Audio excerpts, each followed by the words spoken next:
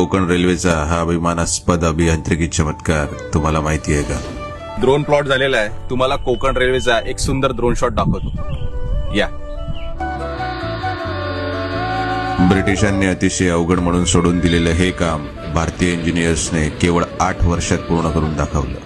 डोंगर, नद्या आणि जंगलांमधून वाट काढत 738 किलोमीटर लांबीचा रेल्वे मार्ग बनवणे ब्रिटिशांना अशक्य वाटू लागले. पण स्वातंत्र्यानंतर भारतीय इंजिनियर्सने हे धाडसी काम केवळ 8 वर्षात पूर्ण केलं.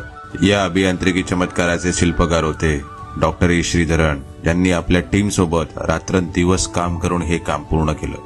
हे काम अर्थात सोपे नव्हते.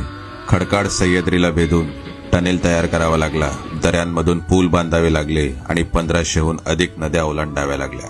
पण त्यांनी हार मानली नाही. मुसळधार पाऊस, दरड कोसळणे, पूर कशानेही काम थांबले नाही. टीमने प्रत्येक आव्हानाला धैर्याने तोंड दिले आणि उपग्रहांच्या प्रतिमांचा वापर करून मार्ग काढला. 5.6 किलोमीटर लांबीचा करबुडे बोगदा त्यावेळी भारतातील सर्वात लांब बोगदा होता आणि पानवल पुलाचे खांब कुतुब मिनार पेक्षाही उंच होते.